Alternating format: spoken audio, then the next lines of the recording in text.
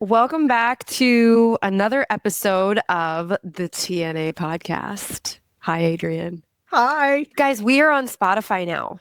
So not only do we have full-length episodes in video on YouTube, if you're not somebody who's subscribed to YouTube or watches YouTube, you can find us on Spotify under the TNA podcast, and we have full-length videos uploaded there. I also have clips uploaded there, so I'm really excited that we're starting to find our faces on different platforms. This is the year we're committing to being in all corners of the room intentionally. Yes. Right? Visibility is a big thing right now. So we are on Spotify, but I figured I would pick your brain off the cuff. Adrian has no idea what's getting ready to come at her.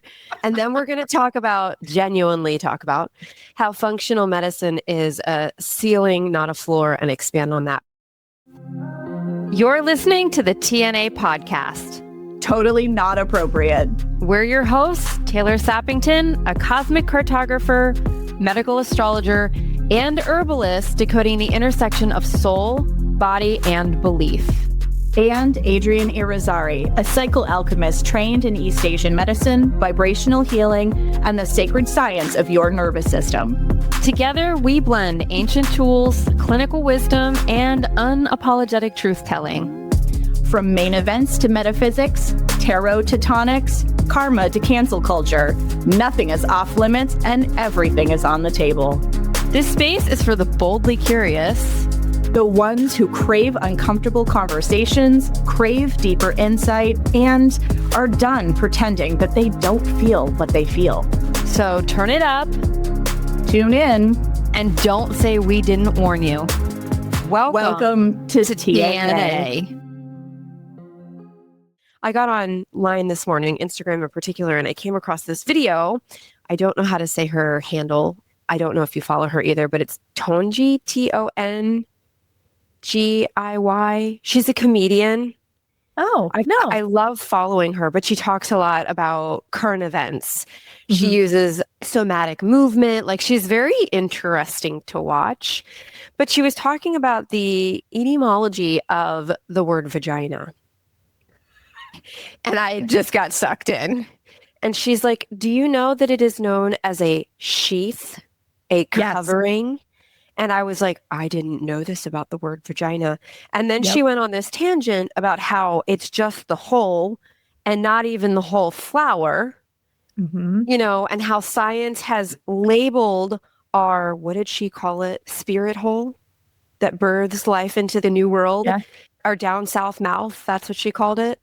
So she was talking about how science has literally labeled our down south mouth after being a sword holder. She's like, how convenient. And then she went on to talk about, and I'm all about etymology, but like, I haven't looked into this, like the root of this word.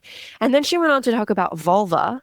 And she's like, it's like a covering for the hole that holds the sword, you know, and like she was just going on. And then she was talking about the word pussy, which I think most women really don't love the word pussy. And she's like, that's a pocket. And I was like, oh my God, I'm learning something about my anatomy. And she's like, and then dick, it's like my little dick. It's like my little man attached to my crotch, you know? I'm like, so the words that we utilize to identify our genitalia are literally catered towards men. Yes. And then or at least in Western culture. Okay. And then she went, this is where I'm like, I love you. My favorite word is fuck for so many reasons. It is my favorite word for emphasis. It literally clears your throat chakra. I don't understand people who are like, ew, you cuss. It makes you sound unintelligent. I'm like, you don't cuss. I have a lot of questions about you. What? Like, okay, it shows it's a sign of intelligence. Actually, they've studied it. Cussing is a sign of intelligence. Yep. Well, then my husband and I are fucking brilliant. Fucking A, right? But she's like, we're told that the word cunt is awful and that we shouldn't say it. She's like, actually, cunt translates to little home. Little home for your spirit. And I'm like, well, cunt is now my new favorite word right next to fuck. I have a hard time with the C word. I do. God, here we go. She's calling it the C word. I do. No, but here's why. Okay. The way we use it. That is it right there. It is the way that it is used. It is empowering. But can we change that? We could. Yes, there are lots of ways that people reclaim words. I think that is one that should be reclaimed. And in Eastern culture, like I actually had this conversation with a client the other day. She was just like, did you know?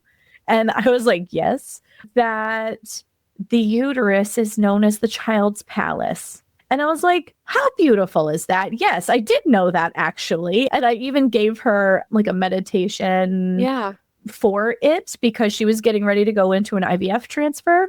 But you're working with the jade gates. Yeah. Okay. Your partner enters through the jade gates. How beautiful is that? So you beautiful. Have gates and you decide who is coming in and who is not. Not, I am built to sheathe a penis. Like, what the fuck? I mean, talk about something where like here at 8 o'clock in the morning, I'm like, oh, my mind is blown. Yeah. Like, you're going to have to share that account with me because I love nice stuff stories. Like of course, I haven't been on yet. I'm going to make somebody cringe because, you know, oh my God, she's saying cunt and fucking her stories. And I'm like, yeah. But when you listen to the video all the way through, you get the full context. And I think most people take, as we just said, the word out of context. It's just like there's a big difference between like fuck and like fuck you. Or fuck you and fuck you. Like there's a big difference. It's all about how you say it. I always joke with people when I'm screening them for Reproductive Rebel, and I say, I swear for emphasis and clarity, so please don't mute your throat chakra on this show. And they're like, oh, okay. And like it totally changes the tempo of the entire conversation 100%. Because people think that they need to censor themselves Button themselves up. Well, to make other people comfortable. And as much as I am the eternal diplomat, I swear for emphasis and clarity. And I watch my parents, God love them. I watch my parents cringe. And I'm like, no, because you have always let my brother swear around you. And when I swear around you, it's like this, oh, that's not appropriate. I was like, why is it okay for him and not for me? Fuck that. Yeah, exactly. I was just like, oh, what an appropriate intro to a podcast really centered on women's health, right? Esoteric topics rooted in the feminine, right? What did I just learn? It's wild. Like the origin stories of some of these words. Like I had somebody in comments, it was in the last month, one of the posts that I had made, and they had said something about, yeah, well, we can start reclaiming the feminine by taking men out of menopause or menstruation. And somebody else chimed in underneath and they were like, actually, the men in menopause has to do with women's cycles and rhythms. It has nothing to do with the opposite gender. Yeah. That's a little short-sighted, frankly. Isn't that wild? So, like, we don't know. But that's the type of feminism I can't get down with, where we're trying to completely erase and exclude men from every aspect of our existence, right? Like, that's equally as unhealthy as the patriarchal, you know, approach that we're taking. We're meant to balance each other out. That's it. Everything is about balance. And it isn't just because I'm an Eastern medicine practitioner. I see it in everything in the world around me. Yeah. Like you have to have a divine feminine to balance the divine masculine. These are two polarities that create appropriate balance and tension between, you have to have the polarity, right? Just think about it in terms of a relationship. Right? Like when your partner is more feminine than you are, then you automatically get put into the masculine role or vice versa. And you need that polarity because like gets boring after a while. So boring. But we see it in politics, right? We always end up here. Well, but it's true, right? Yeah. Like, I'm just using it for illustrative purposes. Like, we have a blue president, and then we just know the outcome of the next election is going to be a red. Because the pendulum swings from one direction to the other rather than finding something in the middle, which I'm really hoping we blow the pendulum up and we just start all over that way. Oh, I think we're headed there. But in general, like we see it in politics, we see it in voices, in all of the bigger spaces. We see it in relationships. We see it in familial dynamics. We see it in everything. Like there is always a duality. My mother, I swear she thought we were going to get struck by lightning when I was a kid. I'm a recovering Catholic for any of you who aren't familiar with my story. And I used to ask questions like, where are the women? Because like you had Mother Mary, and Mary Magdalene was positioned as a whore, and it was father, son, dudes writing the gospels. I was like, hold on a second. There were women in this equation, right? Also, it's 7 years old. Yeah. It's called an Adam's apple. Yeah. And men have an Adam's apple. Was it Eve? Did we really come from a rib? Like, come on. And like, was it really Eve that tainted the garden when Adam's apple is stuck in their throat? You know, we're asking for a friend. Asking for a friend, right? Like that, they call it Adam's apple. Can we like, was it Eve? Right. And then Lilith, we're not here to talk about this. Maybe we can do a whole podcast on this. Cause like the whole, I think we should. God, I love Lilith. Go find Lilith in your birth chart. Like she sits in my 11th house with my sun, my Mercury, and my Chiron. Holy mother. Talk about transforming the wounding and not being willing to accept anything less. My whole life. Like really now, right now too. It's like visibility, right? One of the big things that I'm working on right now is being okay with visibility. And one of the questions I got asked yesterday while I was in session with my mentor was like, Taylor, I watched you place in your stories a question box, but I only saw you answer 3 questions. And I'm like, because that's all I got. Yeah. And she's like, you have almost 17,000 followers. I don't even like that word. Community. You have a community on Instagram that is composed of almost 17,000 people. What do you mean you only got 3 questions? I'm like, I only got 3 questions. And she's like, that's suspicious. That's a visibility thing. Like, where in the world are we preventing ourselves from being fully seen, you know, or something else is interfering with being fully seen? And I was like, well, you know, we could have a whole conversation about this too. I really do think Instagram is programmed for rage bait engagement. It feels that way. You know, it really does. The videos that I do that are a little more ragey, which is out of character for me, I have plenty of things to rage about. Oh, it is not out of character for me. Let me tell you. Oh my, we had this conversation like wildfire, and I'm trying to learn how to contain so I can forge. But to your point, you know, like the things that are a little spicier. Yep. Those are the ones that get attention. And anything that I'm doing that is educational or delivering information that people are looking and actively trying to Google, nobody engages with it. It's freaking wild. That says something about our nervous system too, though. Like collectively, that says something about our nervous system. Like, are you actually present while you're scrolling, or are you completely dissociated and trying to pull yourself back into your body, right? Like, are you looking for things to perpetuate the state that your nervous system is in because you're not even like aware of it? I mean, I looked at her yesterday and I was like, if I was being completely and utterly honest, I would love to get on Instagram, pull my stool out, pull my megaphone up and be like, everybody just needs to shut the fuck up and sit the fuck down. You're talking from trauma. You're talking from the 6th person perspective. Like the majority of people with platforms that are talking about current events are doing so from like a completely removed perspective.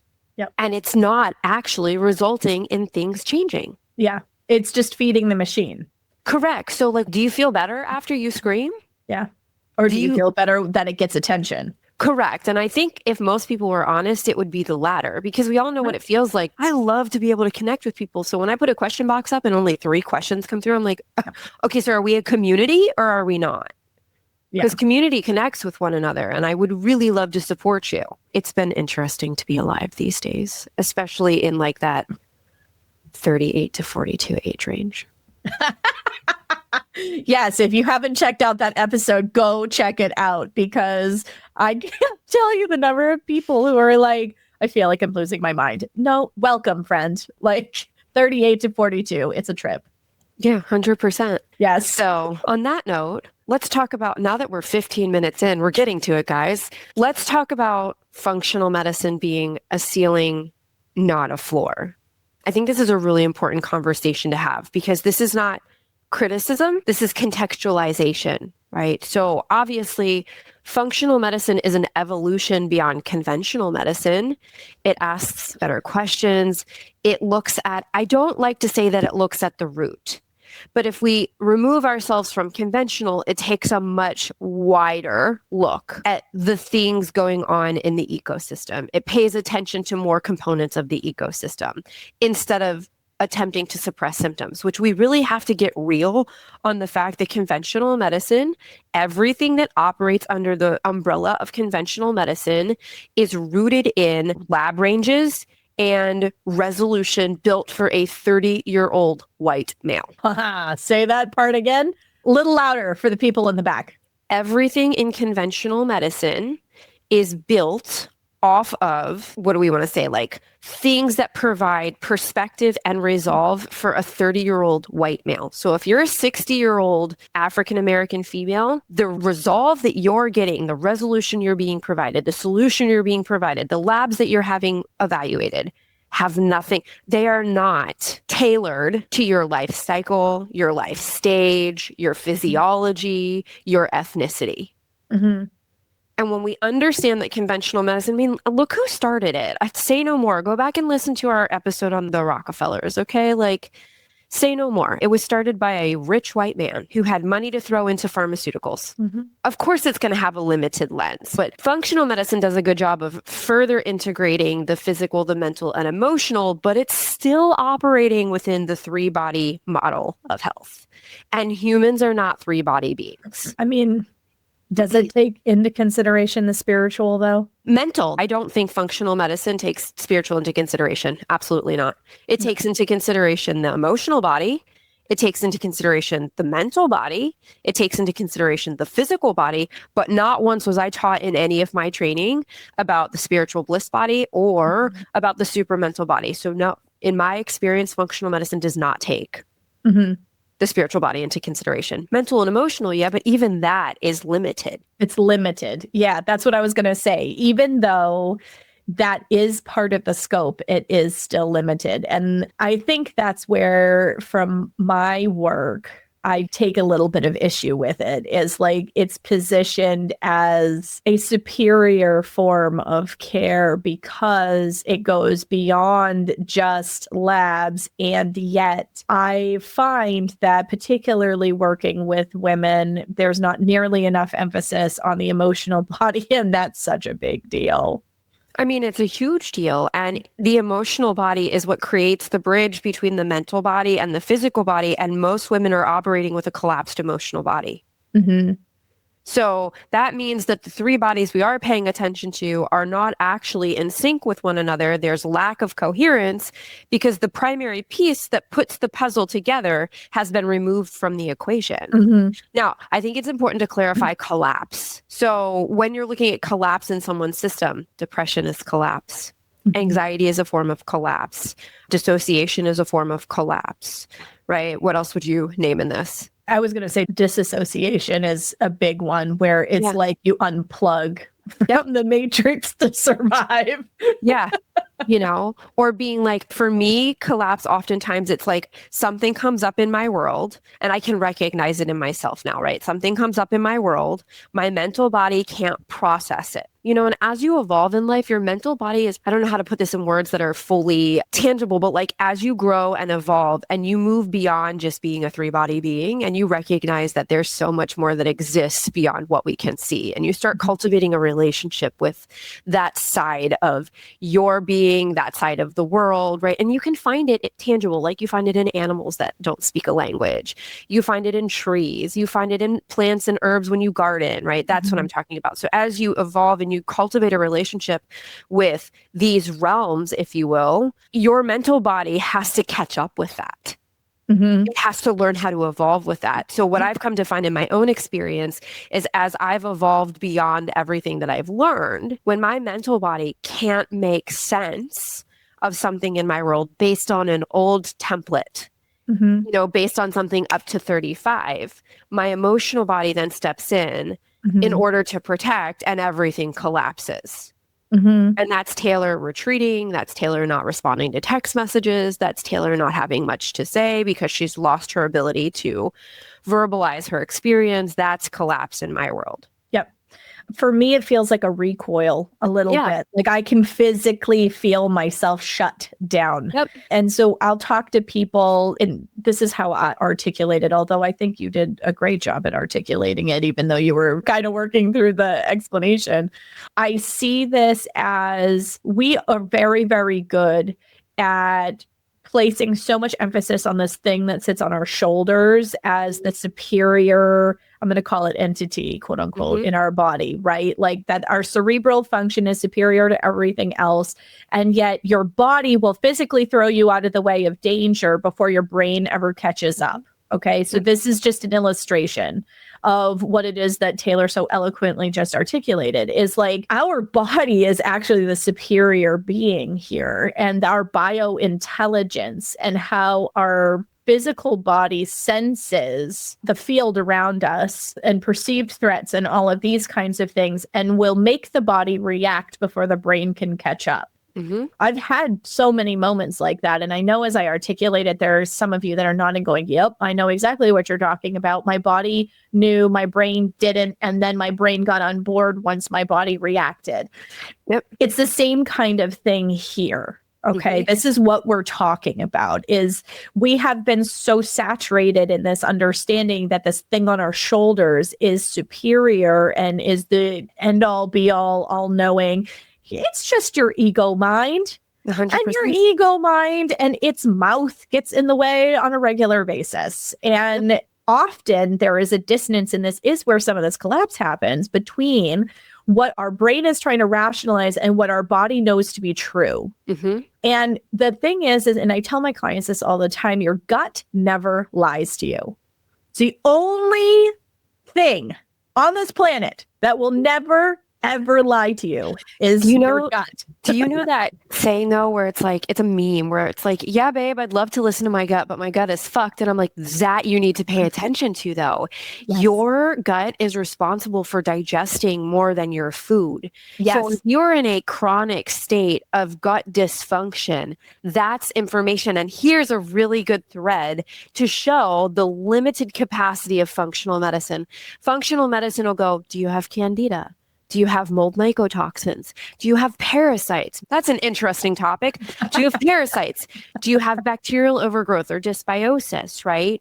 Is there poor hydrochloric acid production, which I think that's actually under evaluated, and all the other things are over evaluated. Acid-base balance in the gastrointestinal tract is such a simple thing to address and oftentimes overlooked in the name of more quote unquote sophisticated remedies, when in reality, until you get the acid to the place where we get alkaline or provocation of the base, you're going to continue to see overgrowth, parasitic load, dysbiosis. So like start with the acid, babe, right? And provocate the base. It's a chemistry project that goes on. I love how you articulated this, because from my standpoint, there isn't enough stomach chi. There's not enough vital energy in the stomach. And so when people say to me, I'm having acid reflux and I'm living on Tums, I'm like, oh, please stop. Please stop. Because it's actually your body saying, I don't have enough acid. And now you're providing something that is tamping down the acid. No, you have to put more in there. So apple cider vinegar, guys, like, please put more acid in your stomach if you're having reflux. Pay attention to your appetite. How many of you eat on a schedule instead of eating according to your appetite? I don't care if you had breakfast at 6 and you're supposed to have a snack at 10. Are you hungry? If the answer to that question is no, you move on.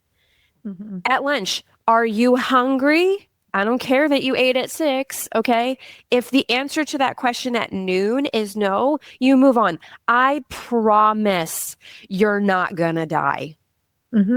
So many people are like, if I don't, because we live in diet culture. Still, it just looks very different, right? Like if you don't get X amount of grams of protein, according to fucking who? An equation like BMI. So again, limitation of functional medicine that takes nothing else into consideration. Like also, how many people actually understand and engage in the cephalic phase of digestion? Do you make your meal? Do you engage with the colors and the textures and this? Do you know smelling something? I'm sure people know this unconsciously, so let's bring it conscious. When you smell something that's like you love, let's just say brownies baking or lemon, you start to salivate. Mm-hmm. That's your body going, hey, I need you to flip the switch on. It's time to prepare to receive food. So if you're blowing past, even if you bring your lunch to work and you heat it up, like just sit there with it for a minute. Mm-hmm. Smell it, look at it, take into consideration what's in it.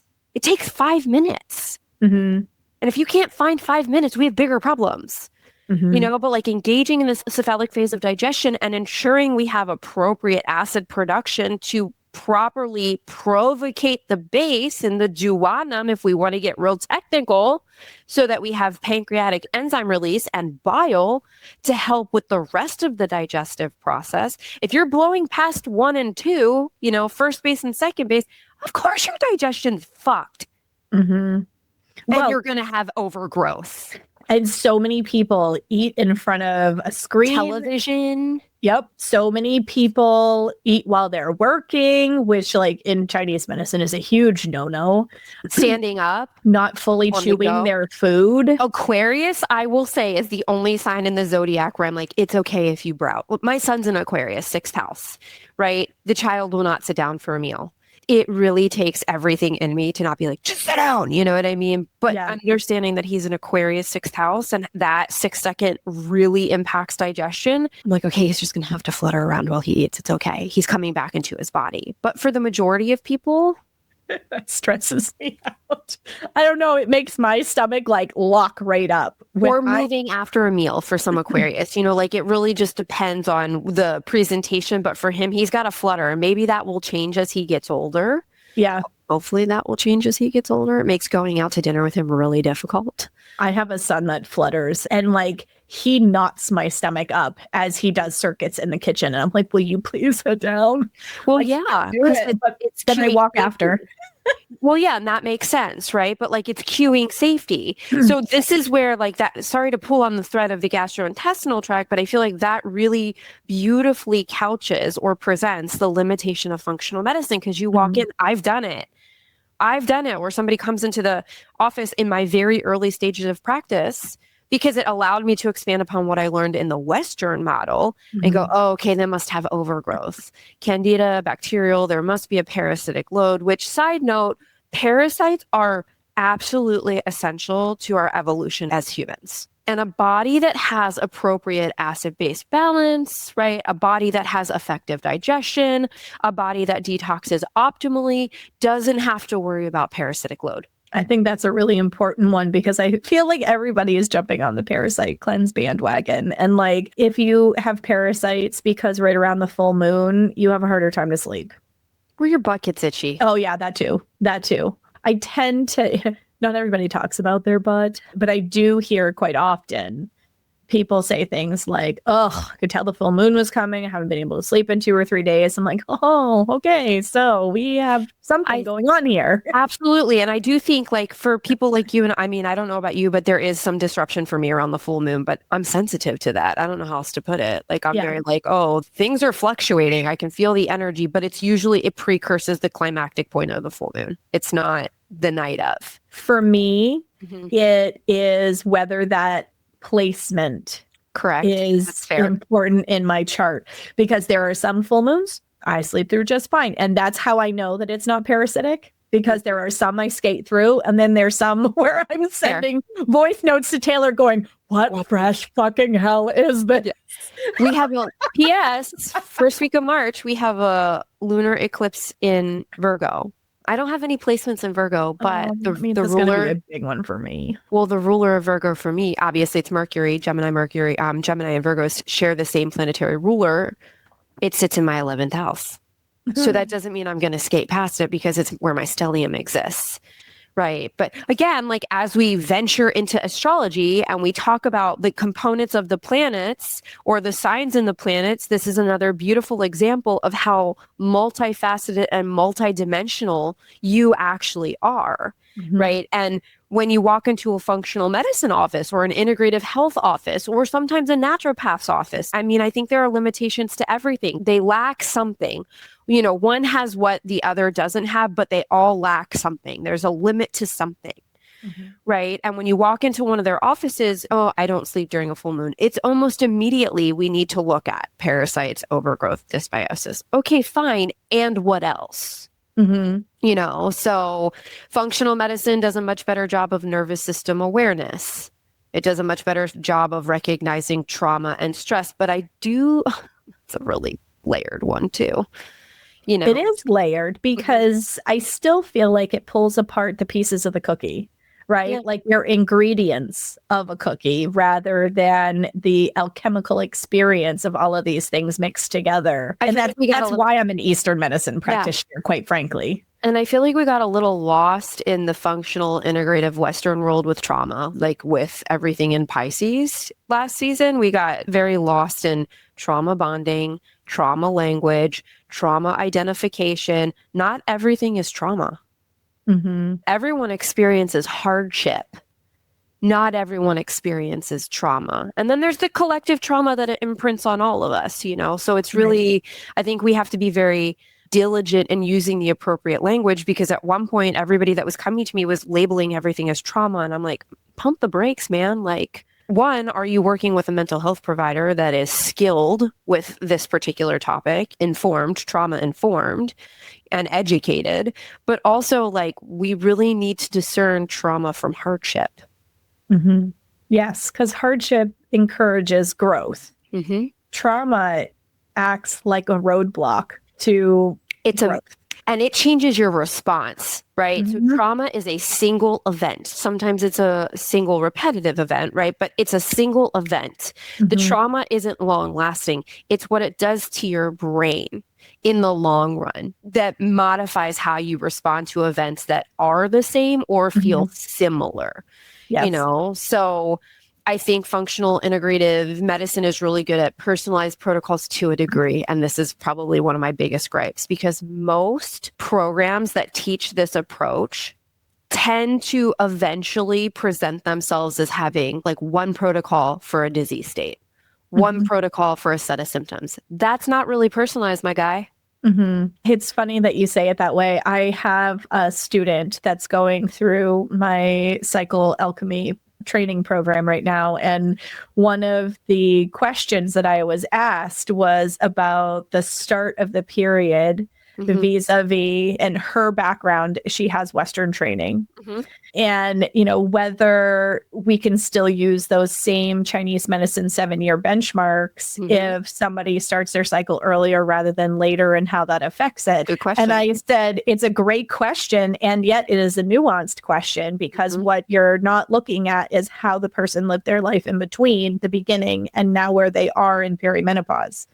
So it's like, you know, we have a certain set of resources, but you have to take into consideration the intergenerational part. How did this person live their life? What kinds of shocks to the system? That's what I'm going to call them, because that's good though. Big T, little t, like whatever it is that shocks your kidneys, like this could be the death of someone. This could be situational, where you're in an abusive situation. This could be losing a big contract and realizing you now have a mortgage to pay. And that literally shocks you to your core. Whatever creates the shock to your system is going to affect your kidney chi. And so how many shocks have they had to the system, and what have they allowed for themselves to rebuild? Because your kidneys are part of your aging process. So yes, like, is it feasible that you could start your cycle early and not have early onset perimenopause? Yes, but I'm hoping to be a test subject in that. Well, yeah. I mean, and I started on the earlier side of things too, not as early as you did, but I started on the earlier side of the quote unquote normal window, according to Chinese medicine. I was only like 2 months into being 12 when mine started. So I was on the early end. My daughter is right in the middle. She is 14 and a half, and you know what I mean? So I think that how you live your life, I know that how you live your life absolutely affects the way that that shows up. But that question was really interesting because it was totally being asked through that Western lens that had a little bit more limited scope.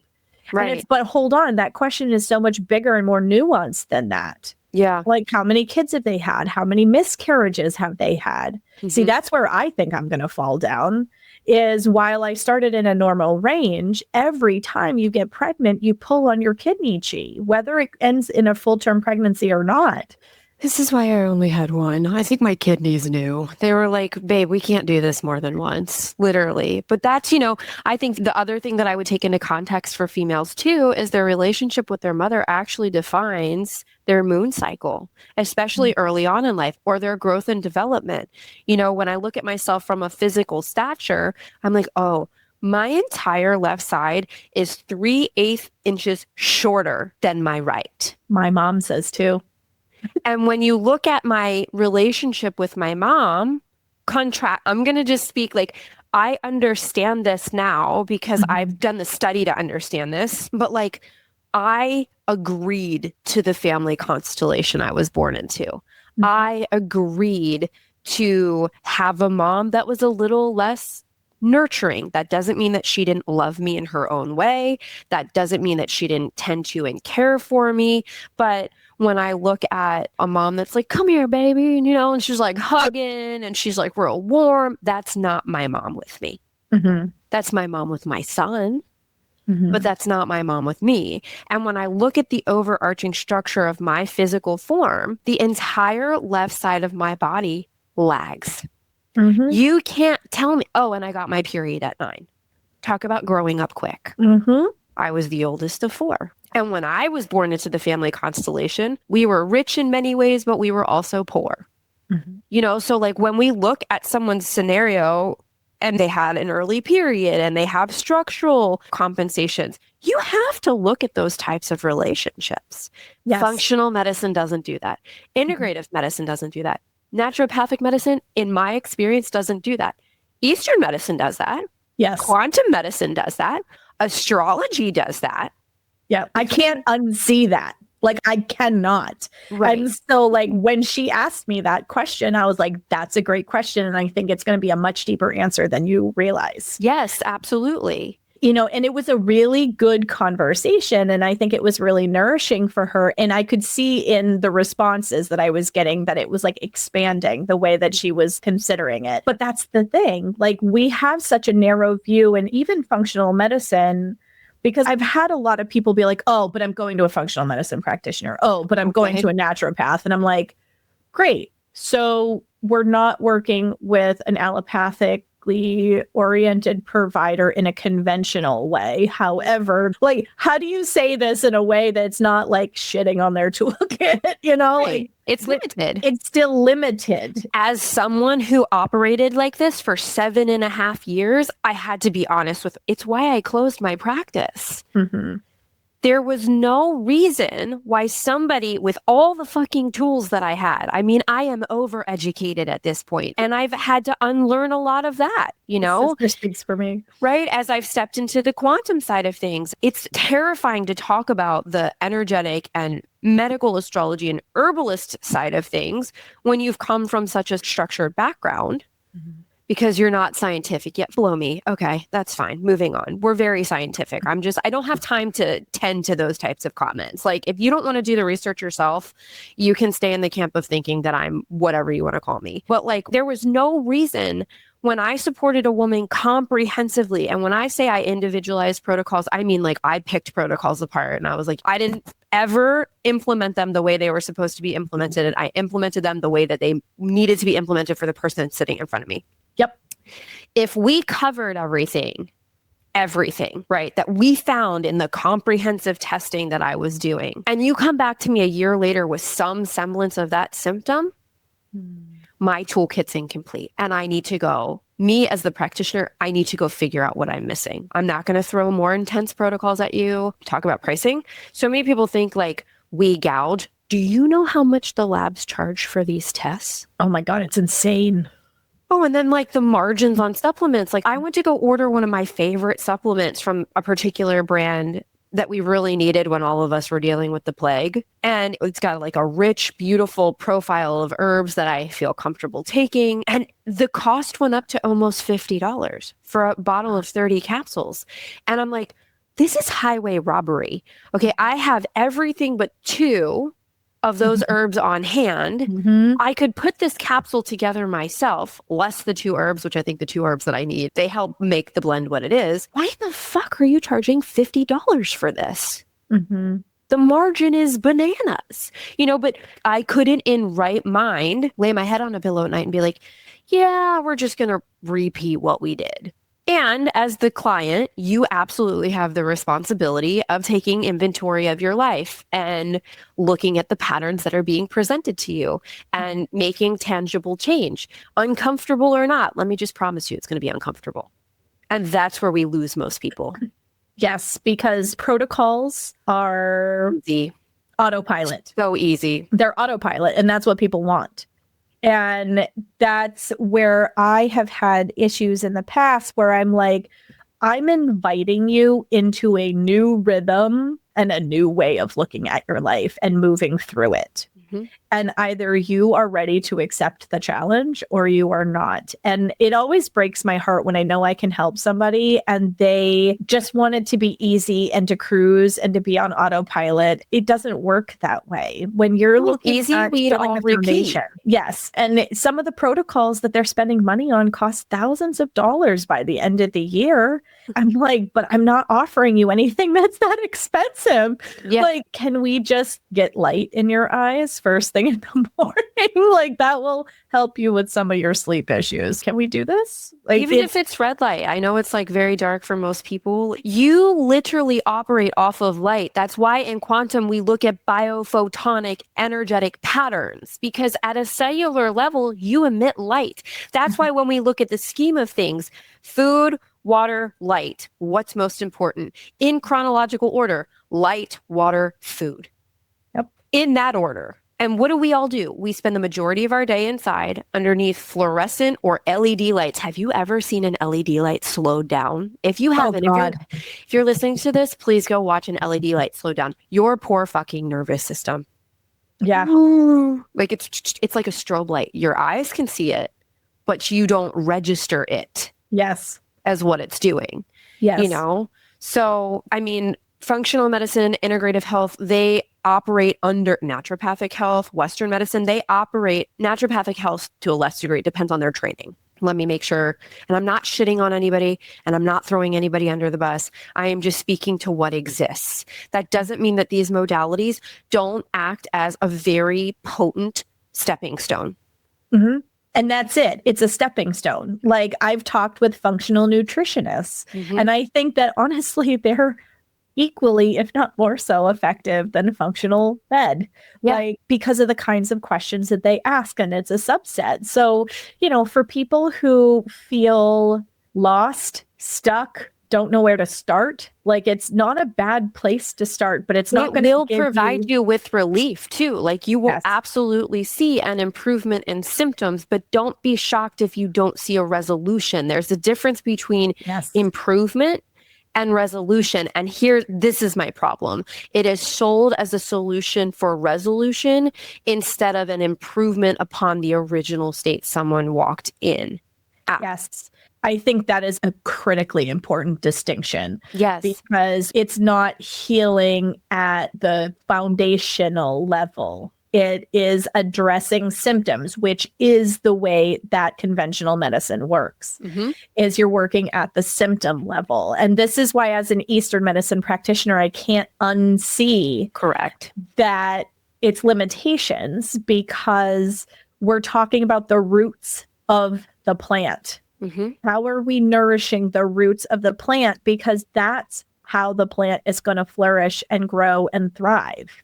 Yeah. And roots are intergenerational. Roots are where you're currently planted in the world. Roots are all kinds of things. Yeah. And, like, I got Ayurvedic philosophy, I got TCM philosophy to build on what I had learned. I'm going to be honest, like, all of my herbalism training really blew all of this up, because you are taught to be so qualified to look at the mycelium network of a human that you can you recognize that functional medicine looks at the trunk. Conventional medicine looks at the flower or the leaves. Yeah. And Eastern modalities, quantum, herbalism, medical astrology, I'm going to keep talking about it, right? That looks at the mycelium network that feeds the roots, that feeds the trunk, that feeds the branches, that eventually results in the leaves that conventional medicine is like, oh, we should pluck it. Yep. And all of these, I have to go for a physical today. As you're saying this, I'm like, oh, this is why I'm not looking forward to this conversation. You just nod. You just, yep. Yep, I'm here for insurance purposes. I'm here, But like these models, it is the 3-body model. That is the current paradigm. That's the physical body, which is biochemistry and inflammation and hormones. Oh, for the mother of God, your hormones are a byproduct of an optimally functioning body. Please stop chasing them. Cellular function. Then you've got the mental body, like thought patterns and cognition and beliefs at a conscious level. And not everybody that operates in functional and integrative as well as naturopathic looks at the mental body this way. Right? Then you've got the emotional body, which is trauma and regulation and attachment and stress response. Those are all things that are worth considering. But what if this is still incomplete? And that's the question Adrienne and I are asking. What if this model explains symptoms really well, but not the architecture of reality creation? And then there's the East. I would say Eastern has a quantum element, right? So like then there's the 100%. There's a 5-body approach. So there's the physical body, which is matter. There's the mental body, which is conscious cognition and narrative. There's the emotional body, which is the stored affect and nervous system patterning. Are we starting to see the language is completely different? The expression of your blueprint. Yes. Then there's the energetic body, which is the electromagnetic field. The coherence, the charge. You are like a battery, my dear. Like you're a tuning fork, you're an antenna, you're a battery, and geomagnetic activity in the environment and of the world impacts you. Sometimes it's not pathology, it's energy. Most of the time, and then there's the informational quantum body, which is identity architecture and subconscious programming and meaning structures and field level encoding. So the last 2 bodies just mentioned, the energetic and the informational or quantum body, are not metaphorical. And I think that's really important. They are regulatory layers that organize the first 3. Disease happens in 6 stages. Most of the time, you end up in your doctor's office at stage 4. Oh, that's a good way to articulate it. I hadn't thought to say it that way before, but it's true. Yes, the first 3 happen at an anatomic level, at a biofield level. You don't even know how to look for that. This is where you find the practitioner. Like, oh, my symptoms are starting. Like, this is when it's like, it's here and it's gone. It's here and it's gone, right? Even if you come to me here, I'm going to look here first. And I would say that there are some, particularly women anyway, there are some women who are in tune enough with themselves that they might be at stage 3. When their body is starting to whisper at them, it's not yelling yet. They know that there's something off, but they can't verbalize what that is. And that's usually when they get gaslit and told that they're crazy, they're hysterical. It's in their head. Yeah. You need to go to a therapist. Yeah. This is depression. Your labs are fine. Sure they are, because you're looking at them through the lens of a 30-year-old white male. Cheers. And I am a 40-year-old white woman. That doesn't work. Sorry. That's a conversation I'm about to have in my physical. And you're considered combative and they want to discharge you. And it's like, no, I'm just challenging the paradigm with which you operate in. Don't you want to grow beyond that? But not everybody wants to grow beyond that, patient and practitioner. And that's important to remember too, right? Yes. And there's the limitation that Adrienne and I are speaking to is the tools can only match the model, right? So tools designed for the physical body cannot automatically recalibrate the energetic body or the informational field. Supplements can temporarily change chemistry. Therapy reframes cognition, right? And somatic work regulates the nervous system states. But, and this is a big but, identity coding lives much deeper. Field coherence lives beyond chemistry, right? Subconscious patterning can override optimized biology. And there are examples of this. Maybe that'll help. You just said it. Someone with perfect labs feeling unsafe. You don't think that's going to impact your physiology? Yeah. If there's lack of safety internally, which is going to reflect lack of safety in the environment, everything's a mirror. You want to talk about like, it's a mirror. We have to start understanding our life as a mirror, right? Chronic symptoms that disappear after leaving a misaligned relationship. Oh, I can speak to that one. I bet most women listening to this can, like, hello. Inflammation resolving after a major identity shift. Mm-hmm. You drop the weight of the expectation that everyone else wanted you to show up a certain way. And you started showing up the way that you were meant to. Mm. Wait, that's another thing. So many people are like, I can't lose these last 5 pounds. Okay, then we need to look at other aspects of your life. Weight is a protective mechanism. Mm-hmm. What is your field trying to separate you from? Right. You're not just a fat ass that's eating wrong. Well, so many women think of themselves that way. They're like, yeah. I'm like, no, that's distorted thinking. Let's change that. So I'm going to use myself as an example because Taylor and I have talked about this a little bit. I still have 30 pounds of baby weight on my body. Mm-hmm. And I am 16 months postpartum at this point. It's such a pain in the ass because I eat well. I walk. Yeah. I move. Like, I'm not sedentary. I don't eat like shit. None of these things, right? And yet this weight will not move. It will not. And I know this at an intellectual level, okay? And I'm using myself as an example because sometimes we know these things, and yet we have been so indoctrinated into the system that we have grown up in that it's still hard to not think of yourself like an overweight fat ass, especially when the notes from your doctor make it sound like you're a middle-aged overweight fat ass. But it really illegal to say what. I'm sorry. Medical school needs to add an entire semester of bedside manner. Oh God, amen. But no, I agree. I totally agree because as a very porous person, I could not insulate myself from how those comments made me feel. And I feel everybody's everything. Okay. So I truly believe and you're also extremely cerebral. You have Aquarius, sun and moon. So most of the time you go from body to mind quickly. Very quickly. And I have a hard time going from mind into body. And I witnessed this. I recognize this. So I had to really sit with, what am I being protected from? And I really, truly think at this point, I haven't had a chance to share this with you, Taylor. I sat with this in more of a meditative way, and I just kind of let my body do the talking. And that's a very big process for me because, again, I go into my brain very easily. But when I really emptied myself out and was like, okay, other thoughts are not welcome. I have to be quiet enough to let my body speak. I think my weight is protecting me from the fact that I'm porous and everything comes at me all the time. Which makes sense. More density in the physical form creates more space between electromagnetic fields. And the electromagnetic field that exists internally is protected by the layer that exists in between from external influence. Which, like, I am porous. I eat well. My labs reflect that with the exception of a little bit of, I really think my glucose reading wasn't right. And I am going to get it retested. Yeah.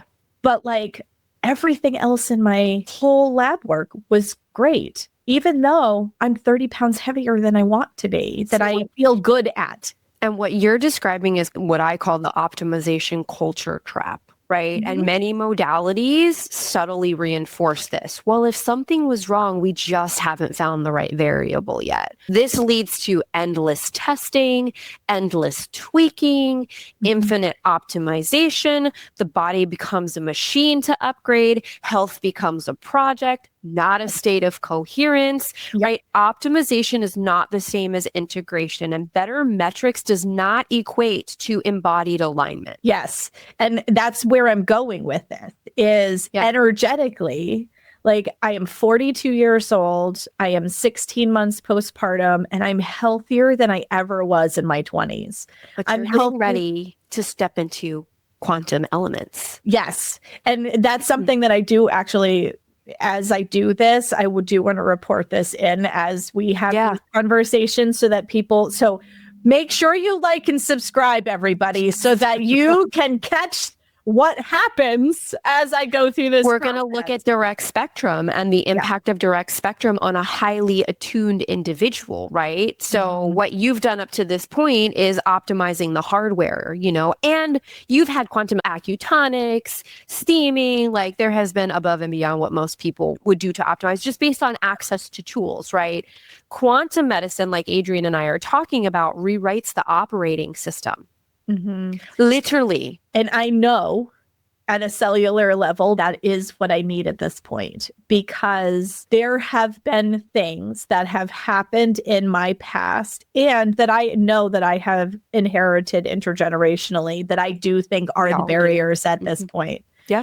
And I'm really excited. I'm a little scared because, okay, I just came through the majority of my 38 to 42. I'm 42 now. Like, things are just starting to settle, and I have a funny feeling it's going to shake shit up again. But at the same time, like, I'm really excited because I used to kickbox. I was a competitive kickboxer. What do? They make you weigh in. And as somebody who was the fittest I had ever been in my entire life, and I was mindful of what I was eating and all of that, I could never get under 155 pounds. I am 5'4". I always fought some big woman who was way taller than me with much longer arms who could hit me from 5 feet away. And I had to grow a pair in order to get in past her guard to actually do anything. Because she could hit me from 5 feet away. Right. So I could never get my weight to move under that. And the more I reflect on like my journey, I think that I just was sensitive. And my body was keeping the weight to protect me from what I was experiencing. Because at the time, I didn't have the language to understand that I was a porous person. I just knew that I felt big things and I didn't have the level of discernment. So anyone who's listening to this that's empathic, a highly sensitive person, like this is going to land with you.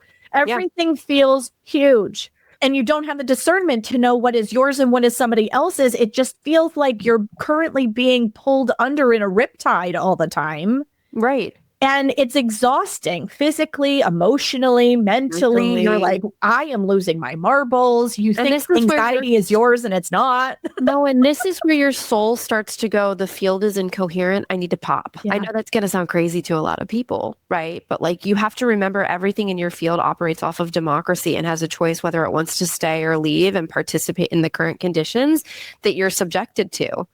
You know, so if you're somebody who had, let's just say, sexual trauma at a young age, that completely what we call fragmented your kidney's morphogenetic field. I don't care. Herbs are going to stabilize. Steaming is going to stabilize. Acutonics is going to stabilize. Most of the supplements you consume outside of herbs are not going to stabilize. Sorry, not sorry, right? Medication's going to silence the symptom, but it's not going to actually address the fragmentation, right? So at that point, say you're like a 30-something and you're like, I had sexual trauma early on. You don't even know this until you hear it on our podcast. Hey, my kidney morphogenetic field might be fragmented. What does that mean for me? That means irregularity in your cycle. That means highly symptomatic periods. That means amenorrhea. That could mean endo. That could mean a lot of different things in a female ecosystem, right? And you're trying to operate like you're like, I want to get pregnant and I'm eating well and I'm exercising and I'm taking the appropriate things that I need to take. Your system is outdated. Your system, the code for your system, your kidneys, which rule stress and sex hormones, the code for the kidneys is outdated, which means your body's going to keep regenerating the dysfunction regardless of what you do. I see this in MCAS people too, because 100%. It is a Wei Qi disharmony. Your protective shield for the world has holes in it, and it is not a stable place, which is why you keep having histaminic responses. And if the world is incoherent, the body will keep expressing the signal. You know, it's copy paste. You want to get sciencey? Your body replicates. It's called mitosis, right? If the photo you're putting on the copy machine is Swiss cheese, you're not going to get a full slice of cheese. You're always going to get the Swiss cheese with the hole in it until you change what's sitting on the copy machine. It's that simple and also that complex. And that's the part that I'm excited about, giving this literally frequency medicine a try. Because I believe that through things that were inherited, but also things that have been my lived experience in my life, that, and on top of being a very porous person energetically, that I've always like had weight, because I've always had a hard time with my weight. And it hasn't been for any sort of like, even my family, they're like, Mom, you don't keep sweets or snacks or anything like this in the house. And I'm like, yeah, because none of us need it. That's just how I am. Like, I am always the person that's like, dessert. And for as spleen chi deficient as I am, the flavor that a spleen chi deficient person wants is sweet. Mm-hmm. And I still don't indulge in things like that. And I say all of this because some of you listening to this browbeat yourself for the one cookie that you had over Christmas, and it was legitimately one. Was it good? That's all and I you care gained about. 3 pounds. Yep. And you think it was the one cookie. Like, I'm not saying this. No, like, it's probably because you spent 5 days with your family. It's probably because you spent 5 days with your family and you didn't want to be there. And the dynamics are fucked. Sorry, I'm just going to put it in real simple terms, right? So functional medicine, I think what we mean when we say it's the ceiling, it can take your body to a level of physical regulation. It can optimize to a degree. It can lower inflammation.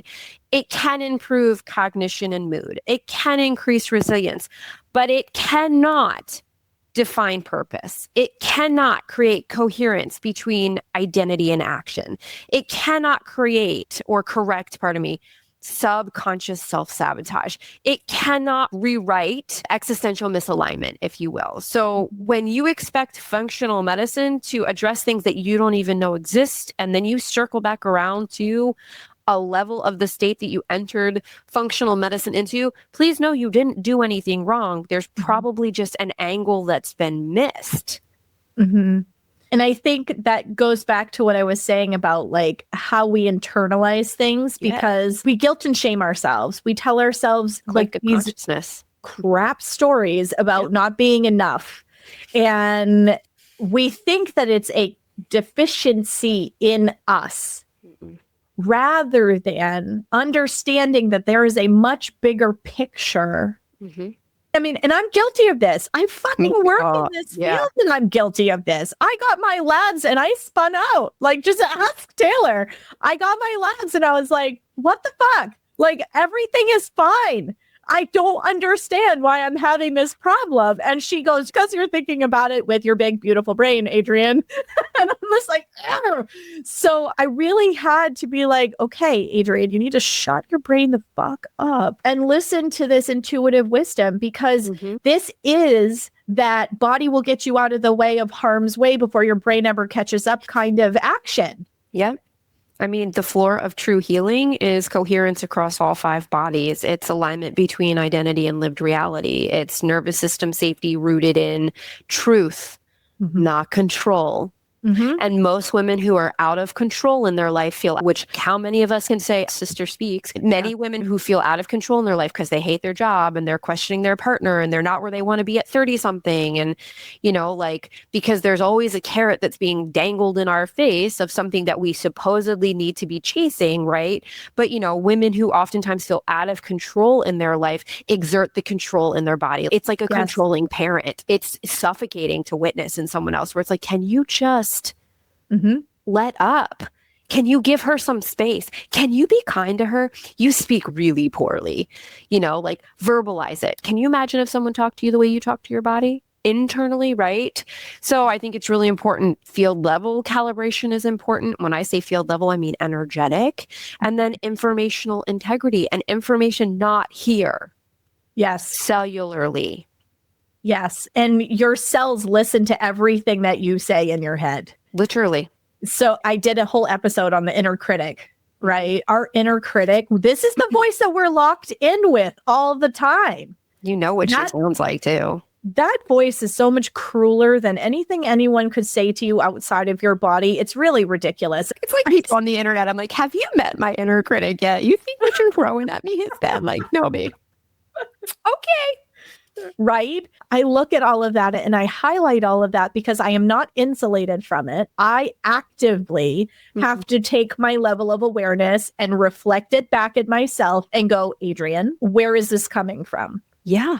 Who is saying this? And why is this a belief that you're holding? I have to ask myself those questions because we all have been saturated in the familial upbringing that we've had, our intergenerational story that's carried in our cells, like all of these things. And now we have what is happening present tense that is interacting with all of that information. And I want to like offer a perspective, soul level. We agreed to be here in order to rewrite this. Millennials and what is it? I always get it wrong. Is it Gen Xers? Gen X. Yep. Yeah. Like we agreed. Our grandparents were participating in, if not participating in, impacted by World War II. Mm-hmm. Okay. They had our parents, like they had to deal with that.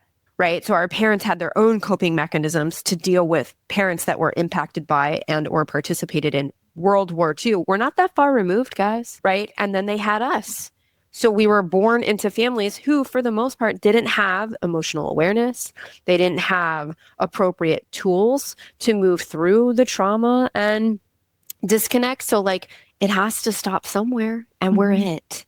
I would encourage everyone listening to ask these questions too. Like, is it that your body is dysregulated or is it that your life is incoherent? Is it that your body is dysregulated or is it that your identity is outdated? I'm working on this right now. Mm-hmm. You know, is it that your body is dysregulated or is it that you're broadcasting a survival frequency into every room that you enter? Are you repelling the life that you, and I don't mean this like through the bullshit lens of the way manifestation has been talked about. I am rooting this in science in the quantum field, right? But so are you broadcasting a survival frequency every time you walk into a room? Visibility, something we talked about before we hit record. Like, Taylor, who are you hiding yourself from? Well, I grew up in a house where like there was no outshining certain people. Sister speaks for me. So that's something I had to look at because we carry that for safety, but it eventually becomes irrelevant. So, I mean, an hour and 11 minutes. We're really great at this whole not doing past an hour thing, guys. I'm going to drop some closing questions and I would love, you know, if you added on, Adrienne. So things that I would encourage you, if you've made it this far, I'm hoping that you have, you know, like, are you chasing better labs because you need better labs? Or because your life feels harder? Are you optimizing chemistry or are you avoiding an identity shift? What if your symptoms are not just biochemical, but informational, right? If you don't update the field, the body will continue to express the old program. And true health is not optimization, it's coherence. Yeah, I don't think there's really anything I would add to that because I would say that a lot of times I see people chasing better labs because they're trying to be perfect. And that has to do with this narrative. That's an outdated program. Look at the perfection program. Why? In what world? Who expected that of you? What does it look like? How is it playing out in real time? How is it helping you? More importantly, how is it hurting you? Right. Is it creating distance internally as well as externally with people you have relationship with? You know, because a lot of the times our relationships are just external mirrors of our internal world. Yes. 100%. And that's not to say that like there aren't structures in place that are fucked. We're here to deconstruct all of this though. Like I think the narrative has been like, it's out of my control. I think everybody needs to go watch the Truman Show. And then The Matrix. And maybe Black Mirror. That's what I haven't watched. And then we can all reconvene and have a book club. Yeah. And go read Word Magic. I talked about this in my stories this morning. The words we speak cast spells. Yes. Get comfortable saying cunt because it's your little home. I love that. I'm like, that's amazing. Yeah. So anything else you want to add or are we going to end on that note, Adrienne? I was going to say you dropped the cunt word. So I think that we are at the point where this is a mic drop and it's end scene. We made it through the full episode with me only saying it twice, beginning and end. I'm so proud of myself. And we got into the episode and Adrienne actually uttered the word once. But did you see how hard it was for me to get it out? We'll work on that. We'll work on that, right? We would drop a list of words where we were told we shouldn't say, but are actually like the origin of them is actually much, I don't know, more wholesome than we realize. Yes. Whenever I have used that terminology, my family has gone, "Ooh, she's mad," because it's hard for me to say it. I'm gonna try. I work with vaginas for a living, guys. You work with the hole. You work with our mouth hole below, our south mouth hole. Our jade baits. That's prettier. Let's the just use jade that baits, one. the child's palace. I'd much rather use that. That's much prettier. Yeah. And until next time, see you next week. Stay well.